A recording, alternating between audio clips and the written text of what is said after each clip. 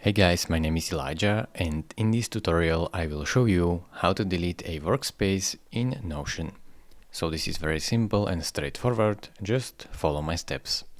The first step is to navigate to the left top corner and click on your workspace name. This will pop up this menu and you should see settings, the gear icon right here, so click on that.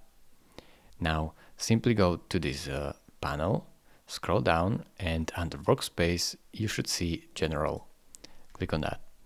Here you will have to just scroll down until you see this danger zone.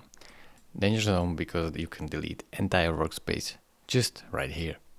Just click on delete entire workspace, and as you can see, this workspace will be permanently deleted and this action cannot be undone.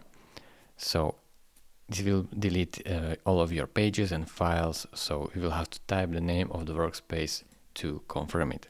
So type here the name of the workspace and then simply press permanently delete workspace. It is really simple. Thank you very much for watching. If this video was helpful to you, consider subscribing and liking this video, and I will see you in the next tutorial. Bye bye.